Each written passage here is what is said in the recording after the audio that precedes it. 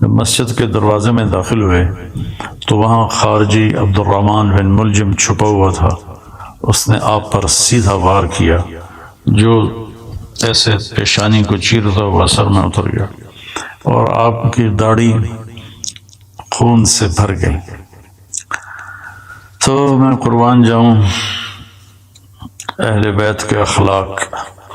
لوگوں نے جب اسے پکڑ لیا تو آپ نے فرمایا کہ احسنوا نزلہ، یہ مہمان ہے، اس کا اچھی طرح اکرام کرو، اور اکرموا نزلہ واحسنوا مثواہ، کہ اس کا اکرام کرو، اسے اچھا کھانا کھلاؤ اور اس کو اچھا بستر دو نرم، اور میں زندہ رہا تو میں خود فیصلہ کروں گا کہ میں نے اسے چھوڑنا ہے، معاف کرنا ہے یا قتل کرنا ہے، اور اگر میں شہید ہو گیا تو میرے بعد تمہیں اجازت ہے، چاہو تو معاف کر دو تو اچھی بات ہے، ساتھ یہ بھی فرمائے، اور چاہو تو قتل کرو۔ پھر قتل اس طرح نہ کرنا کہ اس کے ناک کاٹو، کان کاٹو، زبان کاٹو، ہاتھ کاٹو، پاؤں۔ اقتلوہ قتلتی، جیسے اس نے مجھے قتل کیا، میرے سر پہ تلوار ماری، تم بھی ایک تلوار مار کے اس کا کام تمام کر دینا۔ یہ اس کے بارے میں وصیت ہو رہی ہے جو جان لے گیا۔ حضرت زینب رضی اللہ تعالیٰ عنہ علیہ السلام، ان کو اپنے والد کے علم سے فصاحت ملی، جو فصاحت میں ان کا کوئی ثانی نہیں ہے۔ جتنی کو مشہور خواتین سامنے آئی ہیں یا پڑھی ہیں، حضرت زینب رضی اللہ عنہ علیہ السلام جیسا کوئی خطابت میں نہیں تھا عورتوں میں۔ تو وہ روتی ہوئی آئیں تو وہ امیر المومنین، ہائے امیر المومنین، تو وہ کم بخت کہنے لگا میں نے امیر المومنین کو نہیں مارا، میں نے علی کو مارا ہے۔ پھر وہ تسلی کے لیے اپنے باپ کو تسلی دینے لگی تو پھر وہ بولا جتنی مرضی تسلیاں دے لو، یہ نہیں بچے گا، اس تلوار کو 1 مہینہ میں نے زہر میں ڈبو کے رکھا ہے، اس کا ایک ہی بار سارے جسم میں زہر کو پھیلا دیتا ہے۔ یہ سب کچھ سننے کے بعد حضرت علی فرماتے ہیں احسنوا نزلہ واکرموا مثواہ، کہ اس کی مہمان نوازی اچھی طرح کرو اور اس کی رہائش کے لیے اچھا انتظام کرو، اچھا بستر بچھاؤ۔ آپ اندازہ لگائیں کہ کہاں تک اخلاق پہنچے ہوئے ہیں۔ ہم اختلاف رائے کرتے ہیں تو ایک دوسرے کو گالیاں دینے لگ جاتے ہیں، اور یہاں یہ ہو رہا ہے کہ وہ قاتل ہے اور آپ اس کے لیے فرما رہے ہیں اکرام کرو، کھانا کھلاؤ، پانی پلاؤ۔ میں زندہ رہا تو دیکھ لوں گا کیا کرنا ہے، میں شہید ہو گیا تو میری پہلی گزارش ہے کہ اسے معاف کر دینا، اور دوسری یہ ہے کہ مارنا ہو تو پھر بس ایک وار سے اس کی گردن اڑا دینا۔ یہ میں نے آپ کی وفات کا، شہادت کا واقعہ پہلے سنایا۔ اب اس میں کچھ اختلاف ہے تاریخی، جو گلدستہ اہل بیت ہم نے اللہ کے فضل سے کوشش کر کے تیار کی، اس میں 17 رمضان جمعہ کی صبح آپ کو سر میں زخم لگا، اور 2 دن کے بعد یعنی ہفتہ اور اتوار آپ شدت زخم کتاب نہ لاتے ہوئے آپ نے اتوار کی رات کو جام شہادت نوش کیا، اور پھر پیر کے دن آپ کی تدفین ہوئی، اور آپ کا جنازہ حضرت امام حسن رضی اللہ تعالیٰ عنہ نے پڑھایا، اور آپ کو وہیں دار الامیر المومنین میں دفن کیا گیا۔ یہ تو مختصر آپ کی شہادت کا قصہ ہے۔ یہ سازش کیسے بنی؟ جنگ نہروان ہوئی خارجیوں کے ساتھ آپ کی، تو 3 خارجی، ایک یہ عبد الرحمن بن عوف، ایک مبرک بن عبداللہ التمیمی، اور ایک عامر بن بکر التمیمی، یہ 3 اکٹھے ہوئے کہ نہروان میں جو ہمارے ساتھی قتل ہوئے ان کے بعد تو زندگی کا کوئی مزہ ہی نہیں ہے، اور یہ سارا فساد جو پھیلا ہوا ہے کیوں نہ اس کا کوئی تدارک کریں۔ تو ایک نے ابن ملجم نے کہا میں علی کو قتل کروں گا، مبرک بن عبداللہ نے کہا میں معاویہ کو قتل کروں گا، اور عمر ابن بکر نے کہا کہ میں عمر ابن عاص کو قتل کروں گا رضی اللہ تعالیٰ عنہ اور رضو عنہ۔ تو باقی دو کی زندگی لکھی ہوئی تھی، ایک ہی رات سب نے طے کی تھی 17 رمضان کی صبح۔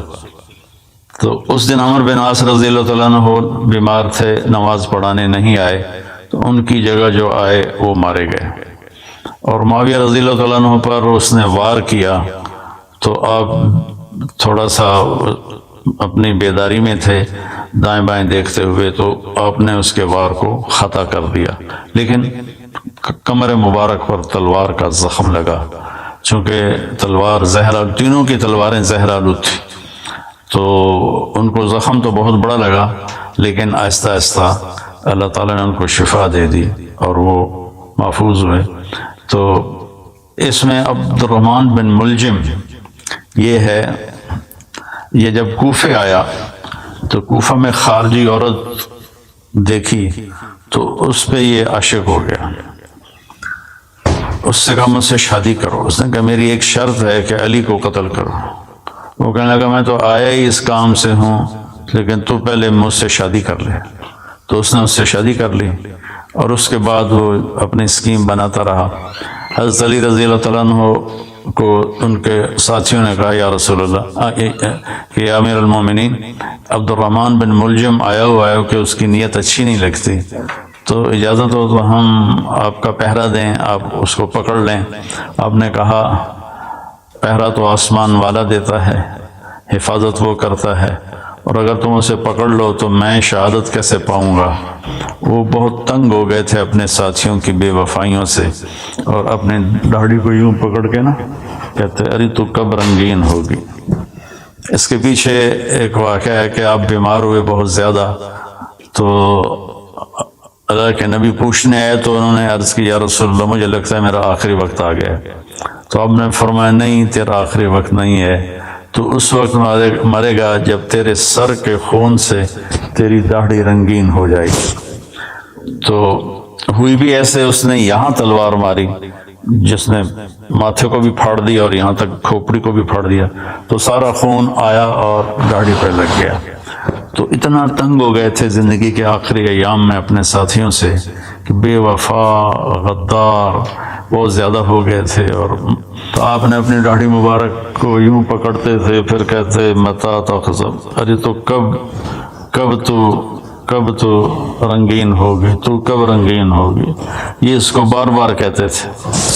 تو اس اللہ نے آپ کو یہ رتبہ نصیب فرمایا، اور آپ کو غسل دینے والے حضرت عبداللہ بن جعفر طیار کے بیٹے، اور حسن اور حسین دونوں بیٹوں نے، اور جو نماز جنازہ حضرت حسن نے پڑھائی، اور دارالعمارہ میں آپ کی تدفین ہوئی۔ آپ کے دو بھائی طالب، عقیل، تین جعفر۔ طالب سب سے بڑے تھے جس پر والد کا نام ابو طالب بنا، اور اس کے بعد تھے عقیل، اور اس کے بعد تھے جعفر جو موتا کی جنگ میں شہید ہوئے، اور حضرت علی رضی اللہ تعالیٰ عنہ سب سے چھوٹے تھے۔ آپ ابتدائی میں اسلام قبول فرما لیا کہ حضرت خدیجہ رضی اللہ تعالیٰ عنہ اور اللہ کا نبی نماز پڑھ رہے تھے، تو آپ اندر آئے، تو آپ نے کہا یہ کیا ہے میرے چچا کے بیٹے؟ تو آپ نے کہا بیٹا یہ نماز ہے اور میں اللہ کا نبی ہوں۔ آپ نے اسی وقت کلمہ پڑھ لیا۔ اس وقت آپ کی عمر بعضے کہتے ہیں 8 سال تھی، بعضے کہتے ہیں 10 سال تھی۔ 10 سال سے آگے کسی نے ذکر نہیں کیا، 10 8 8 10 اس طرح روایات کا اختلاف ہے۔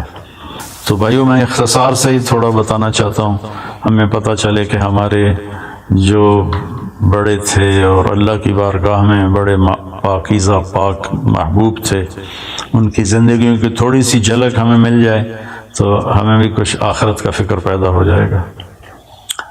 تو جب آپ نے ہجرت فرمائی تو آپ نے حضرت علی کو اپنے بستر پر لیٹایا کہ تم یہاں لیٹ جاؤ، اور یہ امانتیں ہیں، یہ لوگوں کے حوالے کر کے پھر تم بھی مدینے آ جانا۔ تو اس رات قریش مکہ نے آپ کو قتل کرنے کی سازش تیار کی تھی۔ آپ باہر نکلے اور مٹی اٹھا کے یوں پھینکی، وجعلنا من بین ایدیہم سدا، فمن خلفهم صدا فغشيناهم فهم لا يبصرون، سورہ یاسین۔ ہم نے آگے بھی دیوار بنا دی، پیچھے بھی دیوار بنا دی، اور ان کو ہم نے اندھا کر دیا، وہ دیکھنے کے قابل نہ رہے اور آپ نکل گئے۔ تو شیطان نے نعرہ لگایا کہ تمہارا آدمی نکل گیا، تو انہوں نے ایسے گھر میں نظر دوڑائی تو صحن میں آپ سب پہ چادر اوڑھ کے لیٹے ہوئے تھے۔ ستمبر کا مہینہ تھا، گرمی ہوتی ہے، لیکن اپنے چہرے کو چھپانے کے لیے آپ نے اپنے اوپر چادر اوڑھی ہوئی تھی۔ اور صبح جب ہوئی اور آپ اٹھے تو قریش مکہ نے آپ کو پکڑ لیا اور مارنا شروع کیا کہ کدھر ہے محمد؟ آپ نے فرمایا میں تو تمہارے سامنے یہاں لیٹا ہوں، مجھے کیا پتا کدھر ہے؟ تو انہوں نے ان کو حرم کے ایک ستون کے ساتھ باندھ دیا، پھر کچھ دیر بعد چھوڑ دیا۔ 3 دن میں آپ نے امانتیں واپس کی، اور اس کے بعد آپ چھپتے چھپاتے جب مسجد قباء پہنچے، جہاں قباء کی وادی ہے، تو آپ کے پاؤں مبارک بالکل تر بتر ہو گئے تھے خون سے، کنکریاں چپ چپ، جوتا بھی نہیں تھا پاؤں، کنکریاں چپ چپ کے 7 راتوں اور 7 دن کا سفر ہے۔ تو آپ کے پاؤں کے زخم بہت تکلیف دینے لگے۔ تو جب آپ قباء پہنچے تو اللہ کے نبی نے فرمایا علی کو بلاؤ، کہا جی وہ تو چل ہی نہیں سکتے اب۔ پھر آپ خود تشریف لے گئے، ان کے پاؤں کو دیکھا تو آپ رونے لگے۔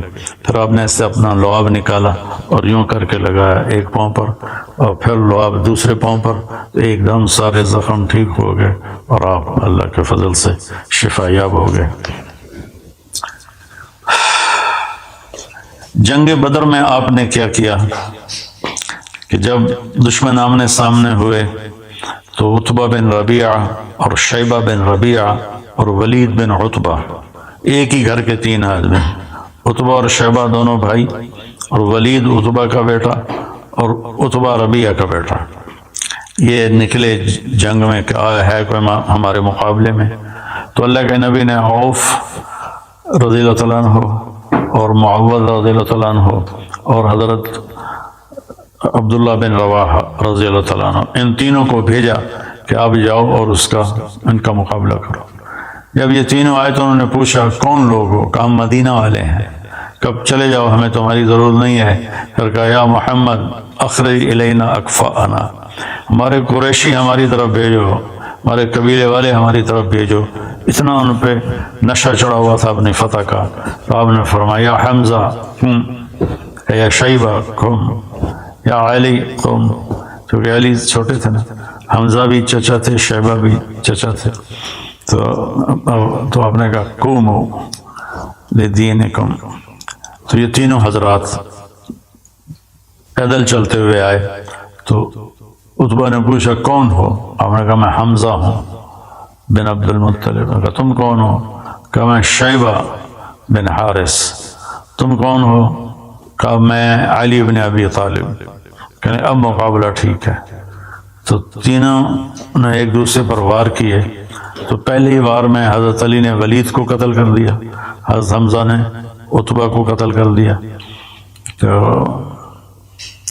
حضرت شیبہ ذرا عمر میں بڑے تھے تو ان کی ٹانگ کاٹ دی اس نے